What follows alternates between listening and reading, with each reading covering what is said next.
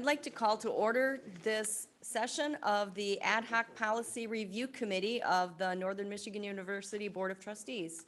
We have a very short agenda today, 2 items on it. The first item is the Non-Represented Employees Handbook. We have present our committee members, Trustee Lisa Fatante and Trustee Jason Morgan.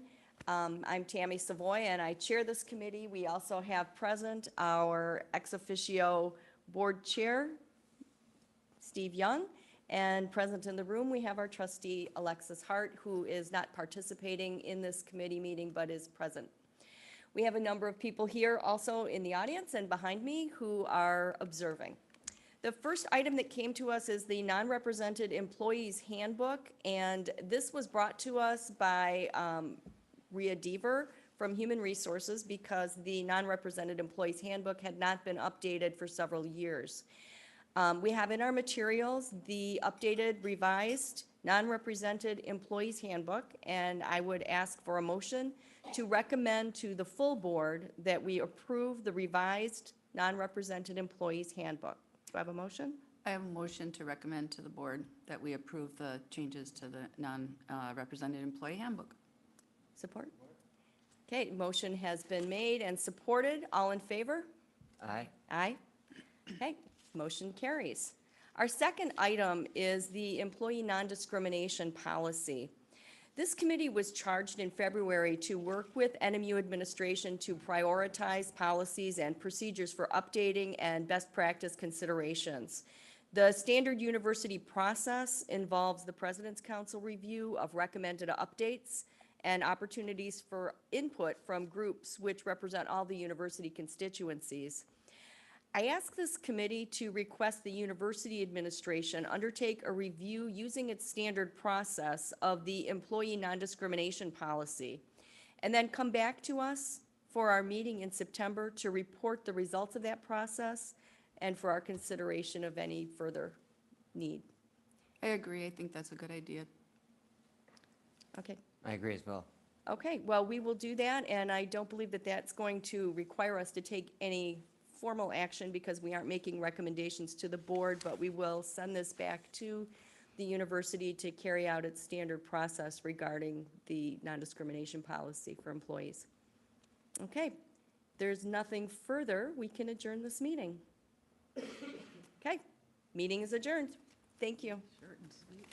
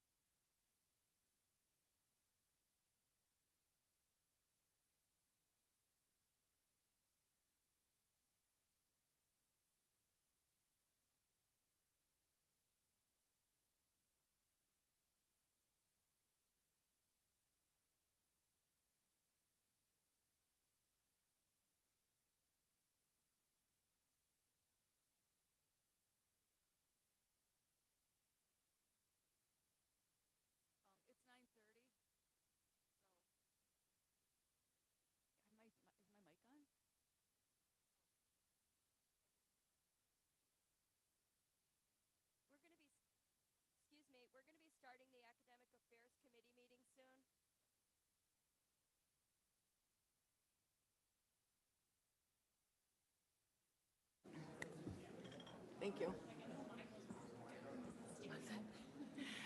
So it's 9:30, so if you have your seats and we can get started.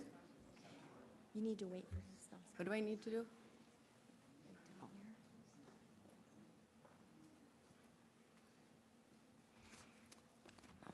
So good morning. I'd like to call to order the Board of Trustees Academic Affairs Committee.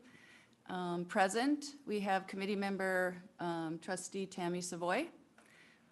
We also have Chair Young, President Schuling, Trustee Morgan, and Trustee Holmquist. And who else do we have? And several other people here to observe the meeting.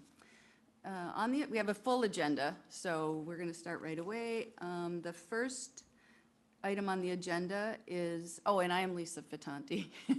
The first item on the agenda, we're going to get an academic senate update from Dr. Norma Froelich. Great, thank you very much. Good morning. Thanks for the opportunity to give you an update on what the activities of the Academic Senate this past year. I will note, in writing my report a couple weeks ago, before I submitted it, I noticed that kind of in stark contrast to 2020-21, when Senate was called on for a lot of rapid responses to COVID, and in stark contrast to some of the controversies, difficulties, and stressors that NMU faculty, staff, and students have faced in the last couple years, Senate activities this year were remarkably predictable and routine. There were a lot, they were important things, but it wasn't frenzied and stopgap measured, and I kind of hope that that's maybe a sign that we're turning some corners in the near future. Anyways, my detailed written report has a listing of all the activities of Senate and the Senate's standing committees. This morning I'll hit some of the highlights on it. So one of the major responsibilities of the Senate is recommending curriculum changes to the provost based on proposals compiled and reviewed by the Committee on Undergraduate Programs and the Graduate Program Committee. We have made recommendations for 11 new programs. 5 of those you'll be hearing about today. 2 programs you approved in October, and then 4 of them are minors that don't come up to the board. In addition, we recommended 70 program revisions, 62 new courses, and 98 revised courses. The Senate also reviewed several proposals submitted by our Academic and Admissions Policy Committee, following several semesters in which many exemptions were made by the Dean of Students' Office to allow students to withdraw from courses after the official 10th week drop deadline. The Retention Committee and the AAPC took a look at that, and we recommended to the provost, and he is recommending to the board today, that the deadline for students to withdraw from courses be changed to the 15th week of fall or winter semesters. Hopefully that will alleviate some of the student stress on whether they should or shouldn't drop the courses when perhaps they still actually have a chance to adjust their learning strategies and learn material. The AAPC also made recommendations of a wording change regarding the incomplete policy, and that's really largely a match the wording in that policy to the wording in the withdrawal policy. All right. In addition to that, Academic Senate also had many informal discussions and guest presentations on a whole range of topics, including cuts to the library budget, staffing concerns in the International Program Office, the relationship between Global Campus and Academic Affairs, which this board addressed in February, ongoing worries regarding mental health and the resources available on campus, HLC requirements regarding reporting of new programs, and other kinds of details. Finally, while the Senate's recommendations to the provost came really just from 4 of Senate's standing committees, I'd be remiss if I didn't mention some of the work done by the other 7 Senate standing committees. Those committees, though they don't tend to be prolific in writing recommendations, serve really important roles advising the Senate and advising other bodies on campus. They are the Committee on Elections and Committees, which continues to coordinate staffing of 11 Senate committees. And that's been a task that's been more difficult this year as many faculty struggle to keep up with teaching and mentoring and advising and maybe had less time and less energy for committing to service. The Committee on Internationalization continues to work with the International Programs Office. They're hopeful that NMU will reinvest in international efforts after several years of large budget cuts and staffing cuts, plus after the several years of COVID travel restrictions. The Educational Technology Resources and Policy Committee has continued to work with a lot of offices on campus, including IT, audiovisual, and the Center for Teaching and Learning. The Faculty Grants Committee reviewed applications for faculty research grants, reassigned time awards, curriculum development awards, instructional improvement awards, Peter White Scholar, and Spooner Awards. The last one are student awards. The first set of them were all for faculty. The General Education Council continued with annual assessments of the components of the Gen Ed program, and they disseminated information to deans, department heads, and faculty on developing course proposals and on submitting course assessments.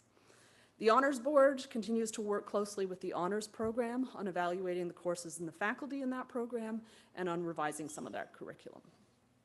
The Teaching, Learning, and Advisory Council continues to provide services that help faculty to grow as teachers. And lastly, the Library and Instructional Support Advisory Committee worked with the Library and Instructional Support College, or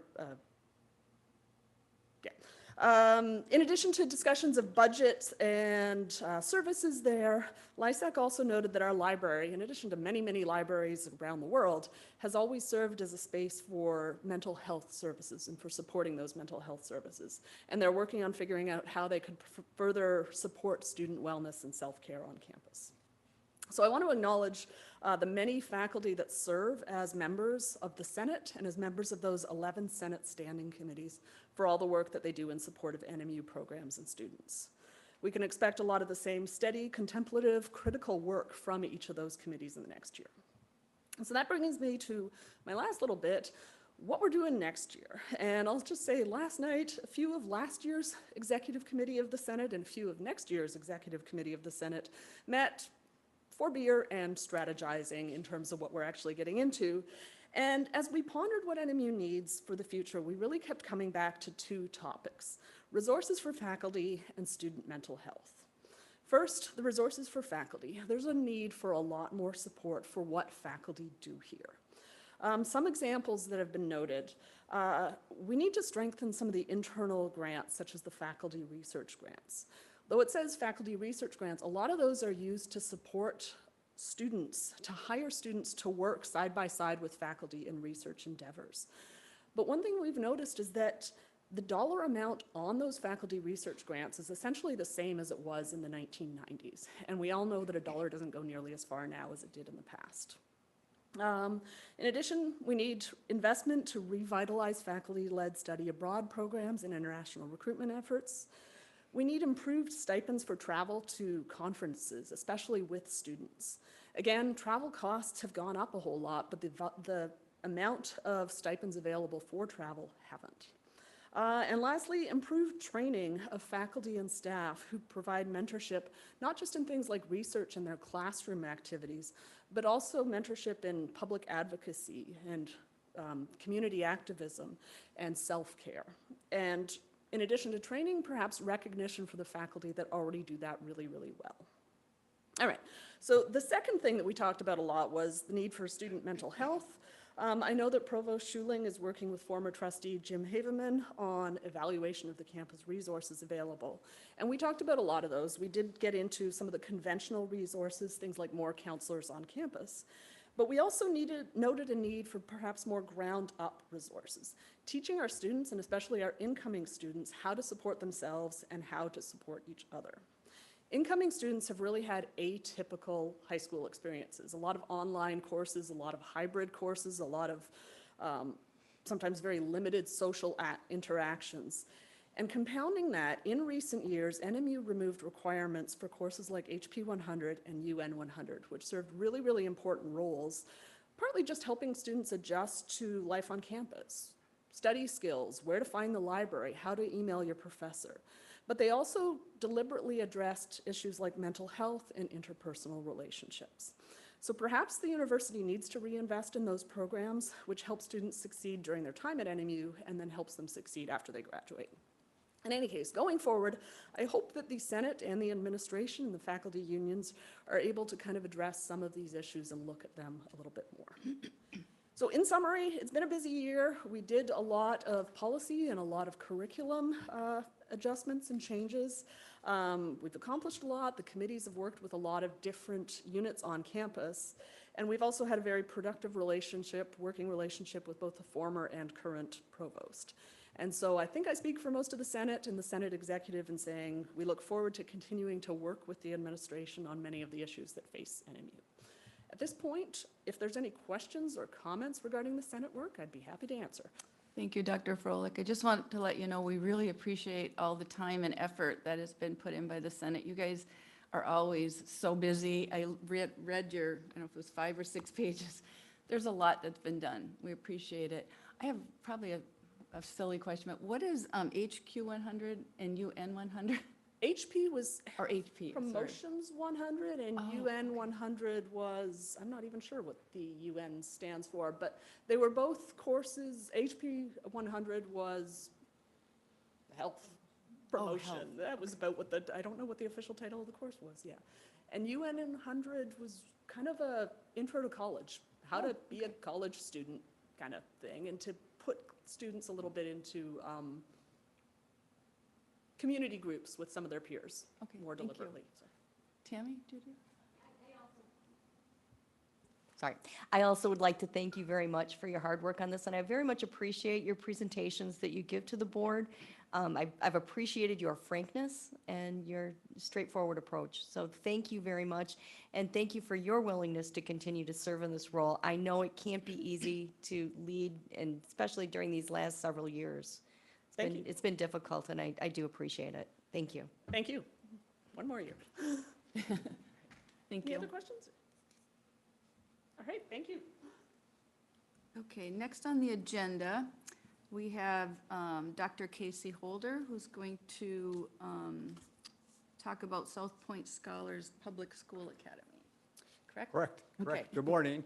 So from the Charter Schools office, we have one item that's going to require some action for the board and then some informational updates. So the first item, the eventual recommendation for South Point Scholars and the renewal of their contract. And so in the board packet, I provided you with the memo outlining some overview of their academic performance, their financial performance, and their organizational health, as well as some evidence from the more supplemental renewal guidance in the last 2 years. So I'm recommending that you grant them a 5-year contract. In my professional opinion, using a metaphor, they're a slam dunk. The school has done outstanding work in the past. Their achievement has dipped slightly, but I think a large part of that is due directly to a very big influx of a completely different student body population. They've most recently, in the last month, hired a new principal who has a lot of experience working with students from this incoming area, and so I'm really positive about some of the work they'll be doing. So any questions on South Point that I can address? I have no questions. The materials were very thorough, and I appreciate that very much. Awesome. So do we have a motion to recommend? I move that we recommend to the board approval of the contract, the renewed contract. That provide- And I second it. Do we have any discussion? I think we'd like clarification that it is a 5-year contract, which according to the statute, we have different choices in terms of how long this will be. And this is, I believe, the longest contract that's permitted under the statute. You could go up to 7, but we historically have always chosen 5 just to keep it a little more frequent than the 7 by state law. But we've always only given 5 in the history that I'm aware of. So I do recommend that throughout the motion that we do the 5-year contract. All those in favor, say aye. Aye. Aye. Motion passed. Thank you. So just a couple of quick updates from the most recent months that I'd like to share. Some of them are very positive. We just this last Sunday, Monday, had our first board administrator workshop, which we had over 45 attendees from our 9 schools down in Mount Pleasant. Absolutely wonderful experience getting together for the first time in over 25 months. Our group is very relational, and so it was a lot of fun seeing people. had a great workshop, got some good work done on some performance framework issues that were really set in place back in March of 2020 that actually we're now finally getting to restart talking about. And so doing some really good work on how the boards are starting to actually think about collecting their own data to improve their own practices. So that was a really positive. Secondly, on the agenda, I have a header scholarship and bridge program. Just wanted to send a quick shout out. One of the interim administrators introduced me to a student, and a very positive example of something that you might not hear about is a young lady is just interested in helping out, and she wanted to learn more about Indigenous charter schools. And as conversations have continued working with the Native American Studies and admissions, we are starting to put together a possible bridge program, which is in direct relationship to just helping those students succeed when they do come to campus. And so that's kind of a really neat opportunity that coincides with the next item down, Nottawash, is they are also creating, Nottawash is the school down in Hannahville area, in the Harris area. They're creating a Grow Your Own program where they're taking employees such as parapros and attempting to try to move them into teacher certification. And so I'm excited about this upcoming year because we're working on some possible scholarship ideas to start to help with those transitions that we can actually have more grow your own type settings for all 9 of our schools. That's kind of my big goal. Whether we get there or not, who's to say. But those are just some exciting pieces of updates that I'm going to be working on in this next couple months. Number 3, Nottawash is just an update. The 2 years ago, May of 20, you may recall the board granted a 2+3. So that is an example of a different kind of contract. And at that time, Nottawash had 4 areas that they really needed to work on. There, off the top of my head, there were a lot of building going on. There was a need to stabilize the staff, and there was some improvement areas in achievement. Right after that, in June of 20, they did hire a new superintendent. He's done an outstanding job stabilizing the staff. They've hired new music, new art teachers. They have actually just landed an expert with a PhD in linguistics who is going to be one of the very few people who has expertise in Potawatomi. He's going to actually is scheduled to start working there in July. So there's some exciting things going on at Nottawash. And with that previous contract, how that works is through my office as we monitor it throughout. And so we will be moving Nottawash to the +3. So that's just an extension of their 2+3. Lastly, on my memo, you do see that we have several new board members that will be working in our schools. And at this time, if I can entertain any questions if you have any. I don't have any. I noticed that in your review with South Point that you did talk a bit about COVID. Can you just give a general impression of how the charter schools managed through the COVID period? Absolutely. And so in that recommendation, you'll also notice there was a picture of a graph that had 4 circles in the middle of it. And one of the things that we've done in this process is, and if I had a projector, I would put that up, but I'll just kind of show you. It's this page that has the pretty colors. And so one of the things that we did as our office is we required all of our schools, just at this most recent board meeting, South Point was required to do this as part of their actual renewal, but now we've set this as a task for the remainder of our schools to establish a data collection instrument, if you will, on the 4 key areas. And so some of those 4 key areas are student impact, internal assessments, quality of school redesign during COVID, and family partnerships. And so to your direct question, all 9 of our schools have done a magnificent job getting through those transitional periods of that initial March to the end of that 2020 school year. Last year was very much just a fly. It was just, it's gone. This year, I'll give you a quick comment. One of my, I have I know somebody who's teaching 6th grade, and his comment was, the number of students who bring stuffed animals to class has increased dramatically. And so the earlier call for increased awareness of student mental health is definitely something that's going to be following these students for quite some time. So the schools have, and through the state, there have been several programs and lots of money that's been going towards increased mental health services. So most, if not all, of the schools have connected or even hired new social workers. There's a lot of emphasis put on the mental health first, and I think I'm hopeful that we're starting to get to a point where principals have made comments like, I can be intentional now, I'm starting to think about achievement again. So I've started to see a shift from survival mode of like, what do we have to do to survive? What do we have to do to get kids food? What do we have to do to get computers to all kids? To we're starting to shift now to having conversations about, okay, let's start building again and thinking about where we need to go.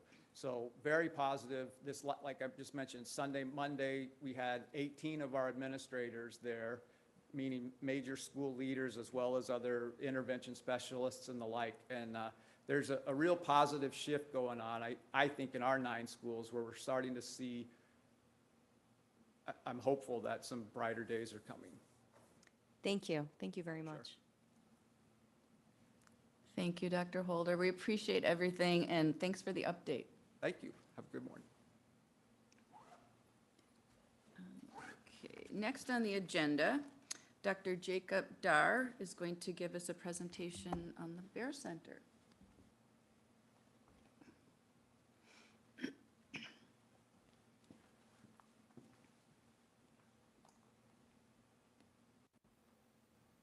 Hello, everyone, and thank you for inviting me to come speak today. I'm going to be speaking today about the Behavior Education Assessment and Research Center, which is an initiative of the Department of Psychological Sciences.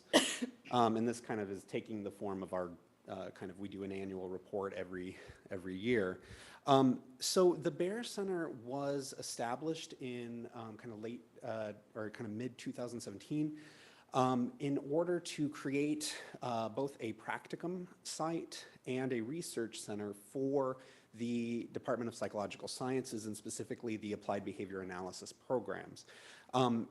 In doing so, we were also hoping to create a resource for the community in kind of the general area, but the UP at large for accessing services that were greatly needed in the area of behavioral health for individuals with developmental disabilities and intellectual disabilities, and to train individuals to go out and provide these sorts of services.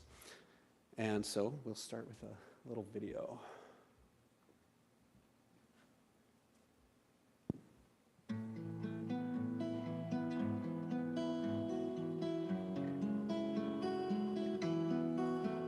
The Behavior Education Assessment Research Center, or the BEAR Center, is an arm of the Department of Psychological Sciences here at Northern Michigan. And essentially what we are is we are a multifaceted service providing agency that specifically focuses on providing behavior analysis services. And we function both as a support to the community in terms of providing direct services, but we also are essentially a practicum training facility. When the Bear Center was created, there was only about 13 behavior analysts in the entire upper peninsula region, and that actually included a lot of northern Michigan as well, which was a huge deficit in service, right? So the Bear Center, when we founded the Bear Center into now, we've almost doubled that number. So last time I looked, there's about 40 behavior analysts in the UP, but half of them are part of our program, right? So the Bear Center does a number of things for the university and for the community at large. First and foremost, as a university, it is a training center for students at both the undergraduate and graduate level who are seeking to gain credentials as assistant behavior analysts or board certified behavior analysts, which are both licensed in the state of Michigan. Now that the Bear Center is here, we train somewhere in the range of 30 to 40 students a year in practicum sites. So that we've managed the Bear Center has helped to bring that training opportunity, and we do that training across children with language deficits, children receiving services, behavioral services in through the Medicaid and community mental health facilities. We work with the schools. We're providing training for students to get experience in the schools. We work with the aging population, students who want to work with behavioral management and behavior difficulties associated with dementia and Alzheimer's, Parkinson's, and so on. Now, on top of that, we are a full behavior analytics service provider, and in fact, we've recently received a grant from the Michigan Health Endowment Fund to expand our services, which have generally been focused on very young children, so the early intervention age, as well as and doing language, and now we're expanding to be able to work with what they call school-age children, which would bring it up to 22. If we didn't drive out to some of the school locations, students wouldn't actually be receiving any behavioral services just because of the way that their home lives are set up, or their parents' schedules. School is their source of treatment. And a lot of times too, if like their behaviors are too excessive, like they potentially could be kicked out of school. Especially once you get into those older ages where certain things are expected of a student. Sometimes teachers don't know the best way to handle it, and not only that, but they have 30 other kids in their classroom that also need their assistance. So when you have a kid that's, say 14 years old and won't sit down and do his homework, it's difficult for them. So with us going in there, we kind of give them a little bit of help, and not only that, but we take care of the student and give a little bit more one-on-one services for them. I love having the vehicles. It has been a tremendous help, and especially because we did get really nice vehicles. I feel a lot safer driving everywhere, especially because we live up here in the UP. You do not know what the weather is going to be like, and just having like safe transportation and it's reliable, I am very grateful for this. I think it was a great addition to our program. Having the opportunity to come here and start applying all of these things that we've talked about for the past 4 years, it really helps make those connections and help build, a better skill set for this line of work. Those things where I've come to find out talking about it is one thing, and then actually being here and being able to practice that is a totally different thing. And I don't think I would have gotten nearly as much out of the program if I hadn't had the opportunity to come here and work and get this experience. This gives people the opportunity for services that they may otherwise not have. And looking down the line as well, having training technicians to come through this program, most of them looking to sit, to be certified clinicians. The more clinicians who want to stay up here in the future after graduation, we're just expanding the available resources, for the community up here, really. It's satisfying being able to see a client make progress. That's super cool, watching them develop new skill sets and, watching them demonstrate it while they're here, and hearing from the parents how, well, they started doing this at home, they did this at home. It's like, hey, that's awesome, being able to help some of the clients, and that if it wasn't for the center here, they may not have the same opportunities. And I know I mentioned that before, but I think that's really important, and being able to be a part of that and say that you help these people out.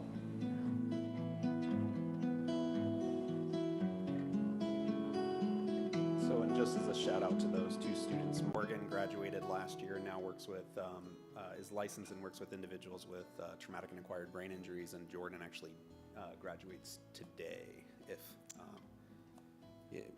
pending your vote on. So,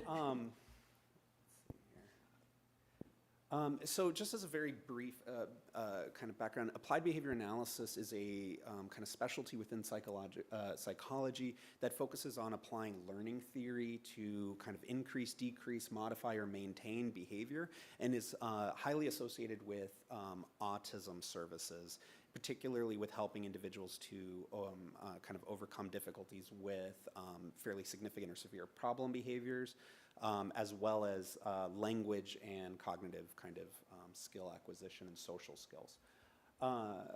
This is our current staff team, which includes a number of clinical supervisors who work in the Bear Center full-time, supervising and training students as well as attending to the clinical responsibilities of carrying cases, as well as a number of faculty who contribute through program development and supervision.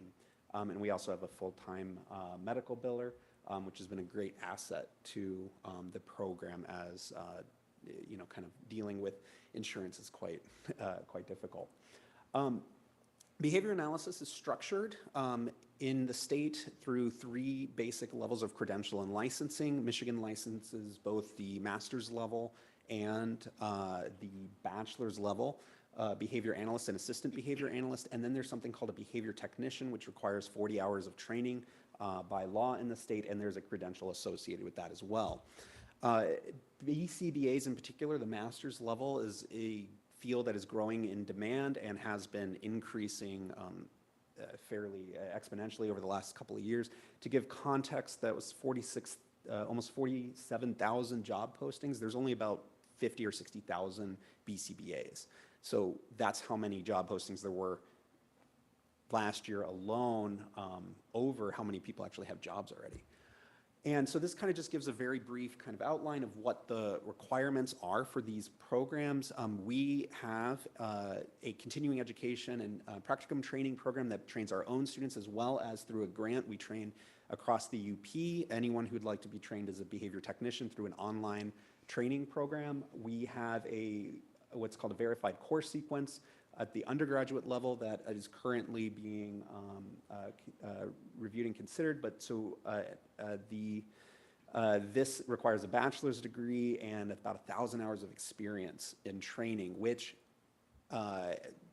is very difficult for any students who would like to be able to get that kind of training if we weren't there to provide it, as well as our master's program, which has been combined now into the Master's in Psychological Science, which I'll talk about in a moment why we decided to do that.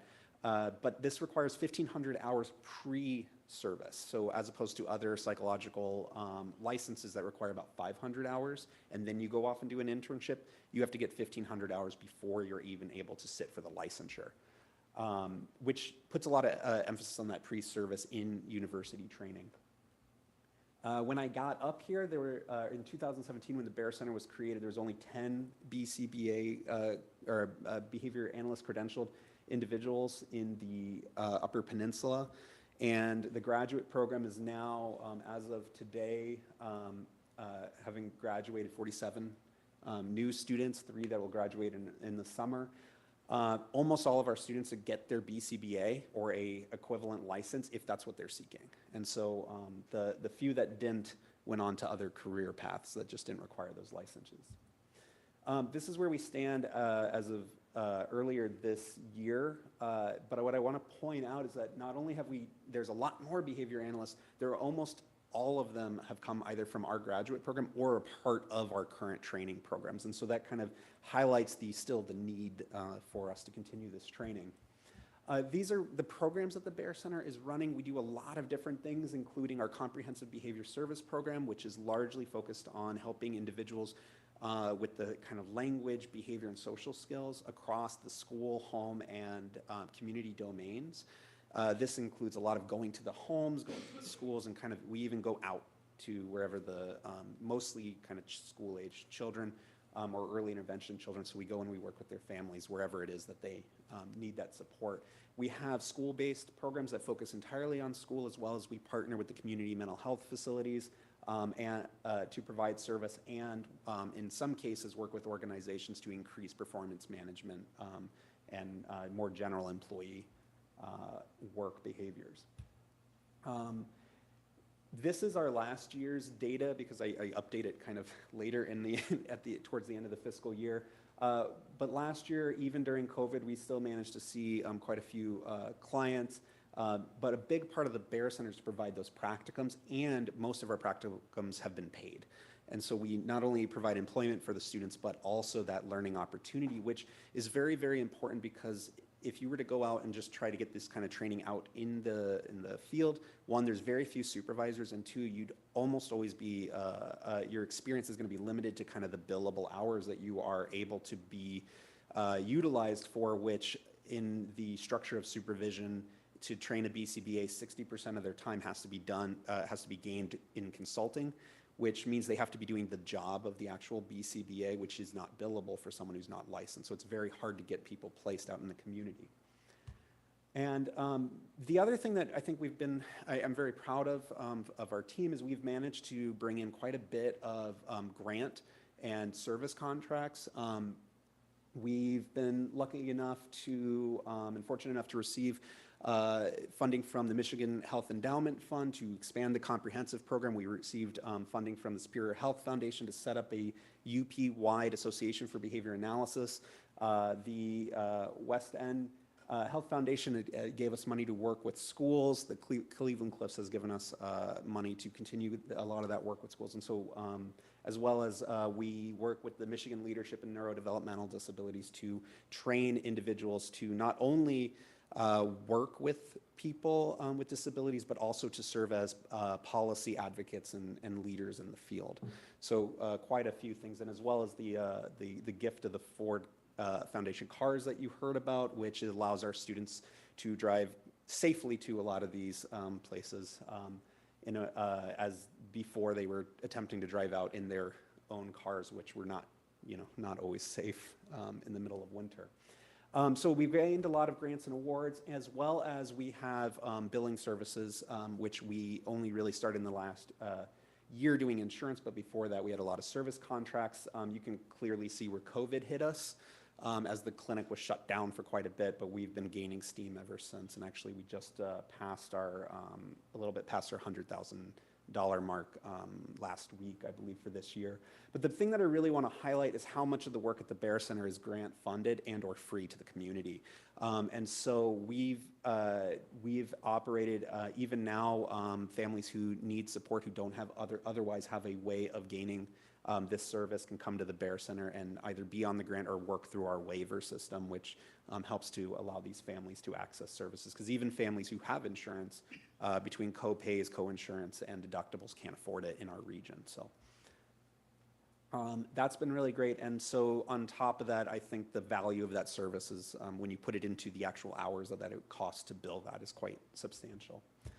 And then just kind of very briefly talking about what we're doing now, kind of moving into the future. On your docket is the new facility. Expanding the Bear Center almost, I think, triples our clinical space, as well as provides the workspace that the students need. So they're all kind of crammed into a room right now. And this is going to allow us to expand the kinds of services that we're doing. The facility has many limitations, and one of those is that it's hard to have children who have severe problem behavior, especially older kids, around very young kids, as well as being able to bring in other kinds of clients. And this is, I think, one of the most important things that we're going to be able to do here in the future as we talk about mental health being a, kind of a focus over the next couple of years, is that the changes to the MS in psychology program is now going to allow us to train students for the LLP license, which is the limited licensed psychologist, master's level psychologist, and we need space to train them as well. And so over the next year, we're going to be looking to expand the Bear Center services to include psychological services that probably largely focused on the families we work with, and then kind of expanding from there. But this is going to allow us to start populating the UP with NMU trained master's level psychologists. And so those are kind of what we're looking at to kind of do over the next year.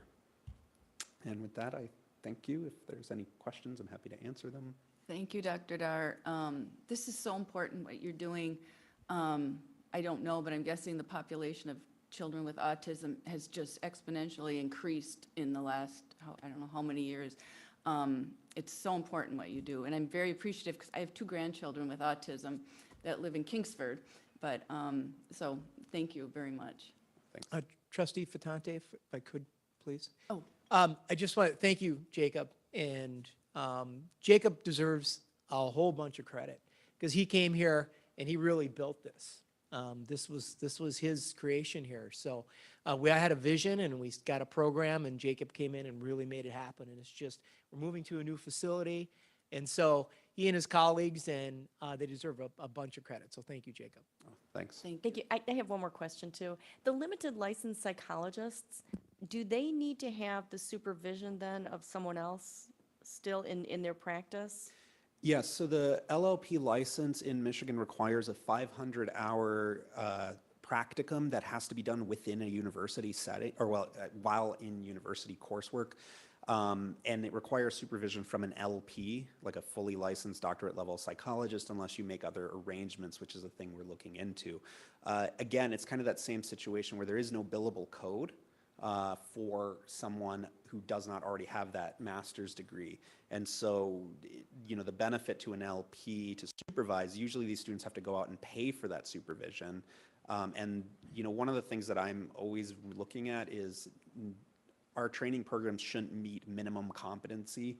They should be good training programs. And so one of the nice things about having those kinds of practicums is that we can focus on kind of the pedagogy of actually training therapists and psychologists, as opposed to you know, them going off and doing paperwork, because there's nothing that can be billed, if that makes sense. So long answer to the short question is yes, they do need the supervision. And I realize that there's a lot more to it, and as you're going forward and looking at what's going to happen next, I can see this being another one of those things that, like what you've done here, is really going to benefit the Upper Peninsula. I believe right now, when you look at the number of LLPs, it's a pretty low number, right? Because I know a lot of youth have to go downstate to get services. So it seems to me that what we're doing here with, as you're looking at the next step in this program, is really meeting the needs of the Upper Peninsula, and not just the Marquette community, but more far-flung. Yeah, and well, so I think on a couple of ways in which that helps is, first of all, where the ABA folks, we tend to kind of work with individuals with developmental disabilities is kind of our major focus. LLPs are broad. They do everything from what we call test and measures, which is kind of intellectual testing and kind of supporting the diagnostic process. They also work as psychotherapists and so on for everything from substance abuse to kind of marriage and family issues. I mean, so it's really broad. And so one of the reasons why I've always focused on kind of building our practicums here is that the best chance of getting people to provide services in the UP is training the people that already live here. It's very difficult to get people to move up here to provide these kind of specialty services because of kind of the difficulties in pay rates and distance, and I think by training our own students to do these things, they're gonna go back to where they're from. And so I think that's kind of in terms of kind of strategic planning, that's the best way to support mental health in the UP. Agreed. Thank you very much. I really appreciate that, and I look forward to seeing what comes next. I also look forward to see you moving into the new facility. I think that's going to be wonderful. Yeah, we're very excited about it. Thank you. What you do is really important. Thanks. Okay. I think we're good. Next on the agenda, Dr. Dale Kapla, are you going to introduce some new programs? Is that what we were going to do?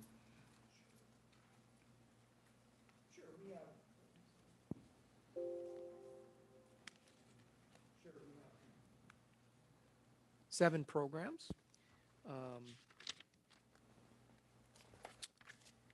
And we'll start with the Workplace Intercultural Competency Certificate, Dr. Rebecca Euland, Department Head in Languages.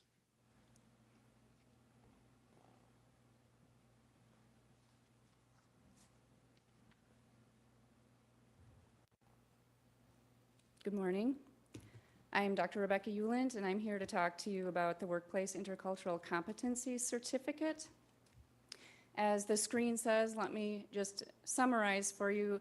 This is a program that I feel we have a need for. It brings together collaborations among several colleges on campus to help current professionals who find themselves in a position of working with a diverse workforce and perhaps in a place where they don't know how to work with that or they want to upskill and prevent career stagnation, can come together to take classes in language and intercultural competency, communication, and management.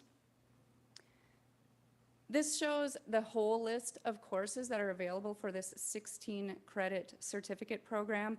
It requires 2 courses in languages, consecutive courses, as well as a course in communication and a course in management. And again, I wanted to point out the collaborative nature of this certificate. There are programs and courses from the College of Arts and Sciences, the School of Education, Leadership, and Public Service, the College of Business, and the College of Technical and Occupational Sciences. So all across the university, we came together.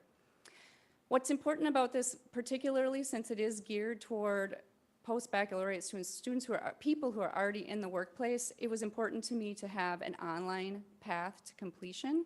So most of the communication and management courses are available online in fall, winter, and summer.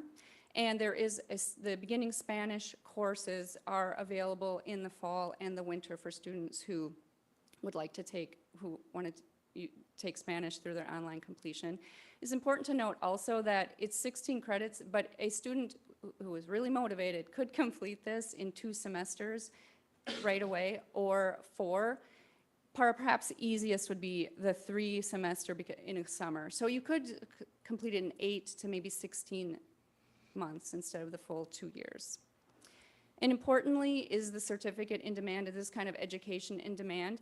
I have a couple of surveys cited here, and as you can see, they are several years old right now, and I think it's important to note that even in 2016 and 2017, this type of educational program was already in need, and it's only gotten worse, or I shouldn't say worse, but it's even more necessary to have this type of education now. Last year, the Harvard Business Review did a study and found also that because of the nature of work and how it's changing, there are many more international teams coming together via Zoom.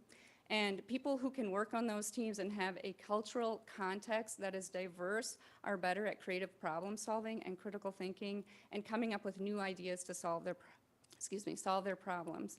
Also, a few years ago, in addition to these, Google surveyed their own employees. And when Google first started, they were very focused on hiring people with STEM expertise. So they thought they would put all their algorithms together and find out how their highly effective employees are doing and what are their main skills. And of the top 8 skills, when Google surveyed their employees, STEM skills came in dead last. And all the rest are problem solving, critical thinking, the ability to have empathy and to work with diverse people, to be a good listener, and all of those skills that you get, those soft skills, are all a part of this program that we are proposing for approval. Does anyone have any questions?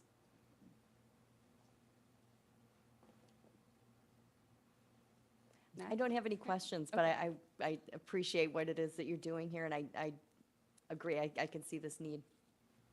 Okay, thank you. Thank you. Thank you, Dr. Euland.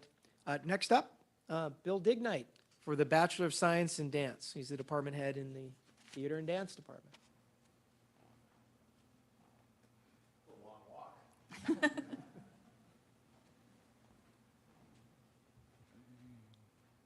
Hi, everybody. Again, Bill Dignight here. I want to thank you for your time. I will try and be brief. You know that's hard for me, so I'm going to do my best. We are here to talk about a Bachelor of Science in Dance. We currently have a Bachelor of Arts in Dance, and we continually are assessing and evaluating everything that we do for our students. And we are doing that by creating consistency, which is helping us create a culture and build tradition, and we're going to translate that into a lasting legacy. And one of my predecessors in the leadership of the department, Dr. P, used to always say, give 110%, 100% of the time. And we instill this. We have this printed in our dressing rooms. It's what we do, and our students and our faculty are doing that. So the changes, these are the current programs we have, and we're going to ask for the Bachelors of Science in Dance. The big change, the difference from the BA in Dance to the BS in Dance is the foreign language requirement.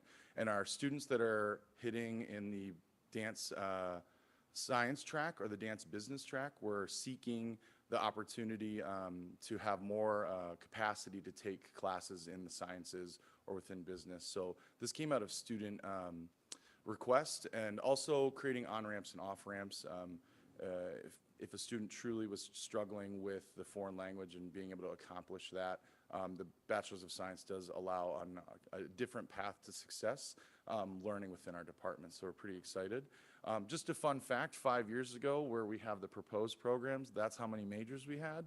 To 5 years later, that's how many we have. So, and if you approve this today, that'll be great, because we keep adding. Is this degree in demand? Yes. Theater and dance programs are in the top 70th percentile, and we really, according to the grade data, and we are seeing that. We're having our first 2 dance BA majors actually graduate on Saturday, which is really exciting for us. That's the first dance majors to ever graduate from Northern Michigan University. And hopefully in 3 or 4 years, we're going to see our Bachelor's of Science dance majors graduating. It's exciting stuff. The dance science track and the dance business track, they are doing unique things. We're working with athletic training. There's research that our dance students are participating in. And that's kind of where this came from, was the learning experience of it all. So it really is to allow a varied education. If a student decides that they don't want or cannot complete the foreign language, it does allow an on-ramp and an off-ramp. And it really does allow students that are interested in and going in the other ways that a dance science or a dance business track can go.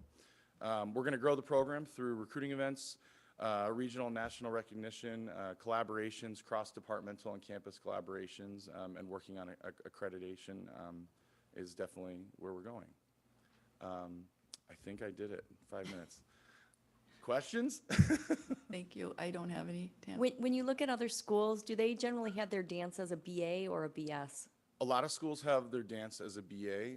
The BS really is at the forefront of looking at the future of what the arts are and how they're more integrated in everything that's happening.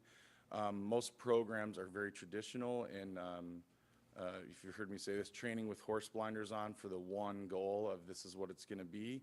And we're really trying to take that off and look at the 99 possibilities. And Cirque du Soleil is hiring dance professionals that are athletic trainers to work with artists.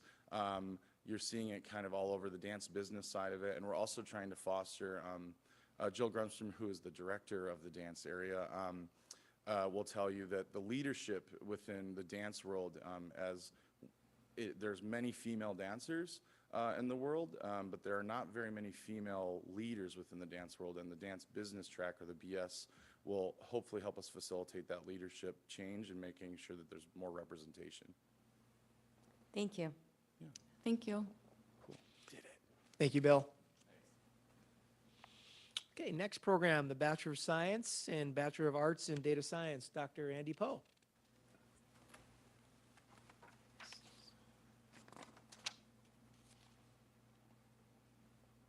Good morning. My name is Andy Poe. I'm a professor in the Department of Mathematics and Computer Science. And I guess I'm here to talk about our proposed new program in data science, which we're very excited about. Oh, I suppose we can go.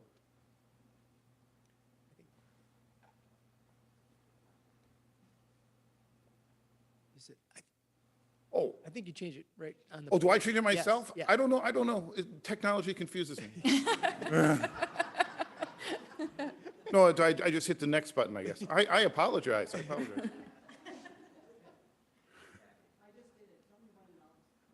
I really can do it. I'm sorry. Data science is an interdisciplinary field focused on extracting knowledge from data sets, which are typically large, and applying the knowledge and actual insights from data to solve problems in a wide range of application domains. Data science is generally considered a field of study distinct from the areas of study that provide the problems in the data. In other words, we use math and computer skills to solve problems proposed by professionals and experts and smart people outside our own field of expertise. And this is a big thing now, and so we want to offer a new program in it. It's a very tight major, 34 credits, because we want to appeal to transfer students, and also, though it doesn't say this, to encourage, say, double majors and things like that. And so we're going to be covering the programming languages of Java, C++, Python, and R. And we have some other courses involving data visualization and the ANOVA platform. Now, there is a high demand right now for the data science field. There are, as it says here, there are more positions than people to fill them, and job vacancies for 1.5 million managers, a shortage of 190,000 data scientists. There's a potential for strong growth here. It says our research indicated 3 million new job postings for these kind of positions in the coming years. Informatics is going to grow by 14% between 2014 and 2024. The career spans many industries. In fact, that's the whole point of it. You get a degree in data science, and then you apply that to some other field, which I think is really great. And like a lot of jobs in STEM, there's a lot of job security here. And that's, again, this is an issue with STEM across the board, right? Too many jobs, not enough people. I could have phrased that a little better. Oh, is that it? I guess so. So I will just throw out as well that we're anticipating perhaps, at least our data indicates, about 50 students in the program, say in about 5 years' time. Right now, of the 15 public universities in Michigan, 10 of them already offer this program, including Lake State up here in the Upper Peninsula. And so we would really like to get on this data science bandwagon. It's good for us, it's good for the students, and we are anticipating that if this goes well, we could extend this to a master's program. We're very excited about the master's programs we already have in math and computer science. This could be a potential third master's program for us down the road. Are there any questions? Do you have current students who you see entering into this and declaring this as a major? Yes, that's what inspired the production of the program in the first place. We have already students that are studying actuarial sciences, and they're very interested in this kind of thing. Wonderful. Thank you. Sure. Thank you. Thank you. Thank you, Dr. Poe. I'm going to call on Dr. Jacob Dar one more time for the Applied Behavior Analysis Graduate Certificate.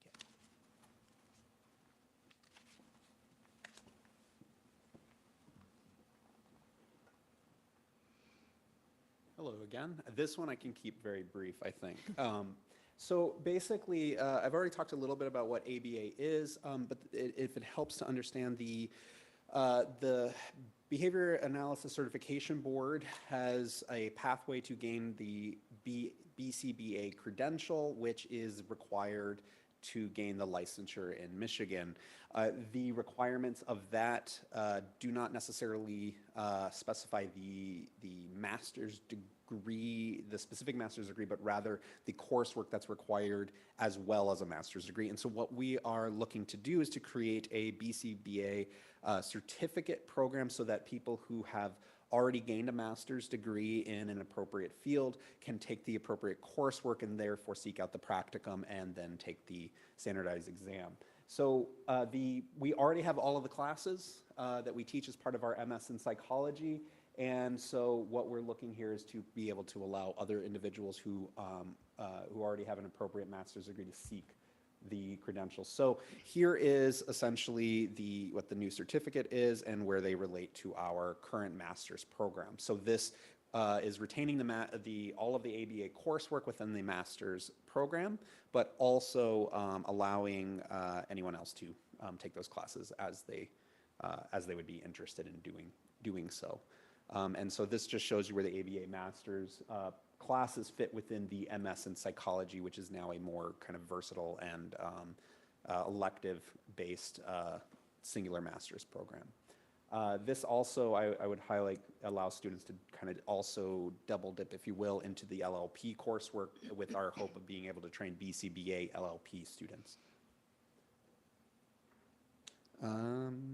Yeah, and then I think I've already kind of talked about this data, but just to kind of, again, hit on it, mental health work is in high demand, and particularly within the area of ABA. We have almost more jobs than we have current credentials. And they make a fair bit of money at the master's level. Any questions? I don't have any. Okay, thank you. Thank you. Thank you, Dr. Dar. Okay, next is the Associate of Applied Science in Cannabis Operations and Plant-Based Wellness, Dr. Steve Vandenhoff. To use Dr. Holder's expression, this I think should be a slam dunk. We'll see. So this graphic is just the portfolio of cannabis-related credentials that we have at the university, starting out with obviously medicinal plant chemistry. I mean, we had a botany program before that, but wasn't necessarily focused on cannabis-related content. So we're building out a portfolio in cannabis-related credentials for the wide range of people who want these credentials. Some of them want credit, some of them non-credit, some of them associate level or certificate level, some of them based on medicinal plant chemistry, and some of them want grow and agriculture experience. The proposal in front of you is for an associate in applied science, and I think that's the AES is pretty important here. As you know, in the College of Technology and Occupational Sciences, we focus on very hands-on credentials and learning. And so the Associate of Applied Science is an associate's degree particularly tailored to applied learning. So it's an AAS. You don't see that frequently. This proposal, the associate degree, is simply the combination of the two certificates that you approved earlier in the calendar year. Those certificates are combined together, and then we've added some general education requirements because it's an associate degree to round out the degree. It's if you recall, those certificates are 8-week courses, accelerated courses, if you will,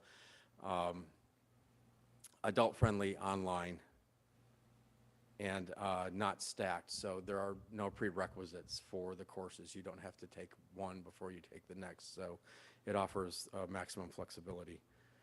The budget has been already vetted through the appropriate departments, including finance and administration and the global campus, because it's online. Here's a list of the courses, and you'll recognize them from the two certificates, and then these are the gen ed requirements that a student will need to complete in order to get the associate degree. I think another important element of this degree is it supports our recent push to offer stackable micro-credentials. That students can start out sort of anywhere in the system and start to take smaller chunks of learning and stack them up into whatever size credential they want, from a certificate all the way up to an associate degree, and then beyond if they're interested in one of our bachelor's degrees in indoor ag, if you approve that one, or medicinal plant chemistry. The rationale and the data for future growth are the same as the certificates that you approved earlier. And that's it. Any questions? Tammy? I have a question that I think is for Provost Kapla. Have you confirmed that all of the curriculum is compliant with state and federal law? Yes, we have. That's, I just, knowing when we're talking about cannabis, that we have that issue. I just wanted to make sure that we're clear on that. Yeah, we covered those bases when we did the certificates, so yeah. It's just combining the two certificates. Thank you. Great, thank you. Thanks. Thank you, Dr. Vandenhoven. Next is the Bachelor of Science in Controlled Environment Agriculture, Kim Kalasa.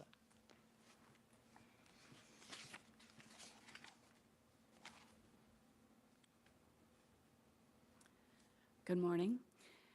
I am Kim Kalasa, and I am the assistant professor and current program coordinator for the indoor agriculture program. To give you a little bit of background, we have worked for the last 2 years on developing this bachelor's degree proposal. We began shortly after the associate's degree was approved, and this has been a proposal that has been collaboratively developed, co-authored by Dr. Donna Mackey from biology and Evan Lucas from construction management and myself. And we have Worked diligently with our industry council and worked in subcommittees to literally examine each course and look at specific topics and develop course objectives that are being generated from an industry need, and speaking with these industry representatives, specifically asking, what skill sets do you want our graduates to have to make them employable in this innovative and fastly developing industry? So in terms of current status and future growth of the program, we have grown tremendously in the first 2 years, and I will give some data around that. And we're also looking at continued interdisciplinary approach to education for our students, and then I will also address societal needs. In terms of status and future growth, from year 1 to year 2 for the Indoor Agriculture Associates in Applied Science, we had experienced a 233% growth. So we went from 15 majors in year 1 to 60 majors in year 2.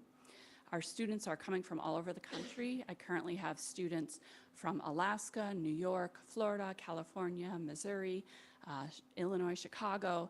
I can go on. We have even had one international student.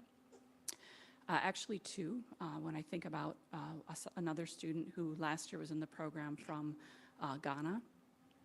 We are filling our courses to capacity, and we've been adding lab sections, and we are at a point where we're currently maxing out the capacity of our associate's degree laboratory space.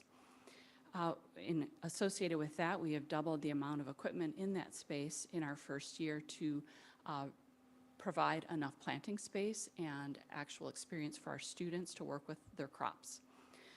Most of our IA majors are considering signing up for the Controlled Environment Ag degree. So through polling in courses, students are expressing definitive interest in this bachelor's degree in Controlled Environment Agriculture, some wanting to segue immediately this fall, and we've encouraged them to be patient as we work through this proposal process and implementation, and then others who are planning to possibly work for a bit and then return to complete the bachelor's degree once they obtain some field experience.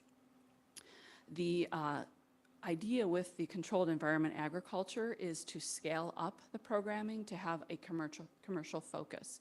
So in the associate's degree, we are currently teaching students to become professional growers and market themselves as professional growers, whereas in the Controlled Environment Ag bachelor's, they would be looking more at a management level of production, and you'll see the coursework that leads to some of that skill development from the business sector, as well as diving deeper into the plant biology and chemistry and other aspects of infrastructure through the College of Technology and Occupational Sciences.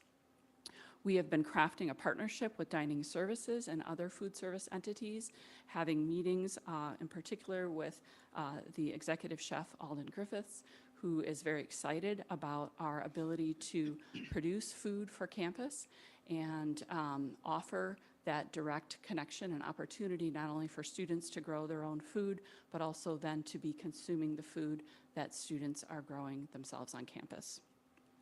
And as I mentioned already, our industry council has been heavily involved and in the development and planning of this proposal. Our freight farm that we purchased with a $100,000 Michigan Department of Agriculture grant is now fully operational. We can grow approximately 8,000 plants in one harvest time, and we can cycle our harvests about 8 weeks maximum at a time. So the numbers and the projections that are in the proposal for revenue are pretty high. We could potentially generate up to about $10,000 a month in revenue in selling the food to dining services. Our commercial crop lab proposal, which was a PIF-funded proposal through the SISU Innovation Institute, thank you, Bill, for your advocacy, that has been accepted, and so that is more than $200,000 to help pay for the development of the commercial lab space. And both the operation of the freight farm as a standalone greenery container for growing, as well as the development of the commercial lab space, will play a key role in this program development. We've talked a lot about the interdisciplinary collaboration and the importance. With this, it's really more than a three-pronged focus, because we're looking at plant growth, we're looking at indoor environments, we're looking at health and nutrition, as well as I said, business management, and then deeper dives into biology and chemistry courses. So you can see other programs that are included in terms of this interdisciplinary focus. And our goal is to provide well-rounded students who are career ready. To address some of the societal needs, we do have many current climate and population concerns, and so we have unprecedented drought occurring in our western states. We have increasing population, especially urbanized populations. We can see living here how long our winters can drag on, so certainly there's no food being grown outdoors here now. And increasing weather hazards, the storms, the floods are all increasing.